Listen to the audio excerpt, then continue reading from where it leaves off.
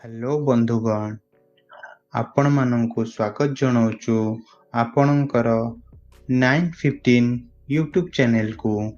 ଆପଣଙ୍କ ଡେଲି ଲାଇଫରେ ଆପଣମାନେ ବହୁତ ଶୁଣିଥିବେ ସେୟାର ମାର୍କେଟ ଆଉ ଷ୍ଟକ୍ ମାର୍କେଟ ବିଷୟରେ। ଏ ସେୟାର ମାର୍କେଟ କ'ଣ?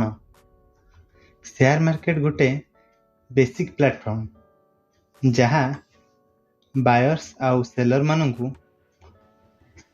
ପବ୍ଲିକ୍ ଲିଷ୍ଟେଡ୍ ସେୟାରକୁ ଟ୍ରେଡ୍ କରିବାକୁ ସୁଯୋଗ ଦେଇଥାଏ।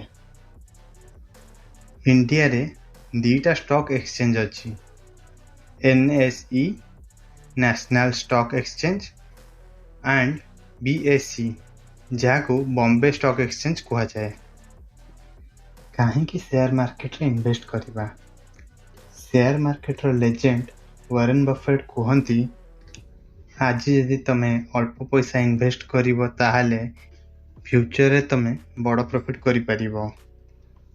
ଏ ନେଇ ଏକ ଷ୍ଟଡିରୁ ଜଣାଯାଇଛି, ଯଦି ଆମେ ରେଗୁଲାରଲି ଇନଭେଷ୍ଟ କରନ୍ତି ତାହେଲେ ଲଙ୍ଗ୍ ଟର୍ମରେ ଇନଫ୍ଲେସନରେ ହେଉଥିବା ଲସ୍ଠୁ ଅଧିକ ରିକଭର କରାଯାଇପାରେ। ଏ ନେଇ କିଛି କ୍ଷେତ୍ରରେ ଷ୍ଟଡି କରାଯାଇଛି, ଏହା ଗୋଲ୍ଡ ଆଉ ରିଅଲ ଇଷ୍ଟେଟରୁ ମଧ୍ୟ ଅଧିକ ଲାଭ ଆଦାୟ ହୋଇଥାଏ। ଯଦି ଆପଣ ଠିକରେ ଷ୍ଟଡି କରି ଇନଭେଷ୍ଟମେଣ୍ଟ କରିବେ ତାହେଲେ ଭଲ ପ୍ରଫିଟେବୁଲ ହୋଇପାରିବେ। ସେୟାର ମାର୍କେଟରେ କେମିତି ଇନଭେଷ୍ଟ କରିବେ ତାହା ଏବେ ଆମେ ଜାଣିବା। ଯଦି ଆପଣ ସେୟାର ମାର୍କେଟରେ ଇନଭେଷ୍ଟ କରିବାକୁ ଚାହୁଁଛନ୍ତି ତାହେଲେ ଆପଣଙ୍କୁ ନିହାତି ଭାବରେ ଡିମ୍ୟାଟ୍ ଆକାଉଣ୍ଟ ଆବଶ୍ୟକ। ଡିମ୍ୟାଟ୍ ଆକାଉଣ୍ଟ ଖୋଲିବାକୁ ଆପଣଙ୍କୁ bank account, PAN card, last 3 ମନ୍ଥର ବ୍ୟାଙ୍କ ଷ୍ଟେଟମେଣ୍ଟ ଆବଶ୍ୟକ। ଆପଣ ଆକାଉଣ୍ଟ ଓପନ୍ କଲା ପରେ ଫାଷ୍ଟ ଆପଣ ସିଲେକ୍ଟ କରିବେ ଯେଉଁ କମ୍ପାନୀରେ ସେୟାର ଆପଣ କିଣିବାକୁ ଚାହୁଁଛନ୍ତି କି ବିକିବାକୁ ଚାହୁଁଛନ୍ତି, ତାର ପ୍ରାଇସ୍ ସିଲେକ୍ଟ କରି ଅର୍ଡର କରିବେ। ସେୟାର ମାର୍କେଟ କେତେ ପ୍ରକାରର? ଏବେ ଆମେ ଜାଣିବା ସେୟାର ମାର୍କେଟ କେତେ ପ୍ରକାରର। ସେୟାର ମାର୍କେଟ ମୁଖ୍ୟତଃ 2 ପ୍ରକାରର। ପ୍ରଥମ ହେଲା ପ୍ରାଇମେରୀ ମାର୍କେଟ ଓ ଅନ୍ୟଟି ହେଲା ସେକେଣ୍ଡାରୀ ମାର୍କେଟ। ସେୟାର ମାର୍କେଟରେ ଟ୍ରେଡ୍ କ'ଣ? ଏବେ ଆମେ ଜାଣିବା ସେୟାର ମାର୍କେଟରେ ଟ୍ରେଡ୍ କ'ଣ। ସେୟାର ମାର୍କେଟରେ ମୁଖ୍ୟତଃ 4 ପ୍ରକାର ଫାଇନାନ୍ସିଆଲ ଟ୍ରେଡ୍ କରାଯାଏ। ସେଗୁଡ଼ିକ ହେଉଛି ଯଥା share, bond, mutual fund, derivatives. ତ ଏବେ ଆମେ ଜାଣିବା ସେୟାର କ'ଣ। ଏହା ଗୋଟେ କମ୍ପାନୀ ଓନରସିପ୍ର କିଛି ଅଂଶ ହୋଇଥାଏ। ଯଦି ଆମେ କମ୍ପାନୀର କିଛି ଇକ୍ୱିଟିକୁ କିଣିଥାଉ ତାହେଲେ ଆମକୁ ଇକ୍ୱିଟି ହୋଲ୍ଡର ବା ସେୟାର ହୋଲ୍ଡର କୁହାଯାଏ।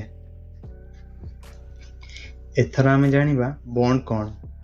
କମ୍ପାନୀ ନିଜ ସେୟାରକୁ ବ୍ୟାଙ୍କ ପାଖରେ ବନ୍ଧା ପକାଇବା ଜାଗାରେ ପବ୍ଲିକ ପାଖରେ କିଛି ଦିନ ପାଇଁ ବନ୍ଧା ପକାଇଥାଏ ଓ ଫିକ୍ସ ଇଣ୍ଟରେଷ୍ଟ ଦେଇଥାଏ କିଛି ସମୟ ପାଇଁ। ଏବେ ଆମେ ଜାଣିବା ମ୍ୟୁଚୁଆଲ ଫଣ୍ଡ କ'ଣ। ମ୍ୟୁଚୁଆଲ ଫଣ୍ଡ ଆମେ ସେଇ କମ୍ପାନୀମାନଙ୍କୁ କହିବା ଯେଉଁ କମ୍ପାନୀମାନେ ବହୁତ ଗୁଡ଼ିଏ ଇନଭେଷ୍ଟରମାନଙ୍କ ପଇସା ଆଣି ଷ୍ଟକ୍, ବଣ୍ଡ, ଡେରିଭେଟିଭ୍, ଫଣ୍ଡ ଇନଭେଷ୍ଟମେଣ୍ଟରେ କରିଥାନ୍ତି ଏବଂ କିଛି ଚାର୍ଜେସ୍ ନେଇଥାନ୍ତି, ତାଙ୍କୁ ଆମେ କହିବା। ଏବେ ଆମେ ଜାଣିବା ଡେରିଭେଟିଭ୍ସ କ'ଣ। ଡେରିଭେଟିଭ୍ ତାକୁ କୁହାଯାଏ ଯେଉଁଥିରେ କେବଳ କଣ୍ଟ୍ରାକ୍ଟ ଦ୍ୱାରା କାମ କରାଯାଇଥାଏ।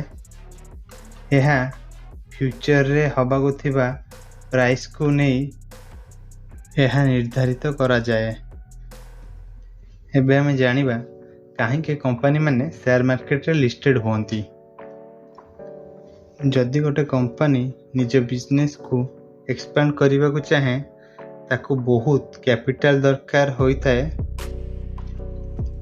ସେହି ସମୟରେ ବ୍ୟାଙ୍କ ପାଖରେ ବନ୍ଧା ନ ପକାଇ ନିଜ କମ୍ପାନୀର କିଛି ଅଂଶକୁ ପବ୍ଲିକ୍ ମାନଙ୍କୁ IPO ବା ଇନିସିଆଲ ପବ୍ଲିକ୍ ଅଫରିଂ ମାଧ୍ୟମରେ ବିକିଥାନ୍ତି। ଯଦି ଆପଣଙ୍କୁ ଆମ ଭିଡ଼ିଓ ଭଲ ଲାଗୁଛି ତେବେ ଲାଇକ୍, ସବସ୍କ୍ରାଇବ୍ ଏବଂ ସେୟାର କରନ୍ତୁ।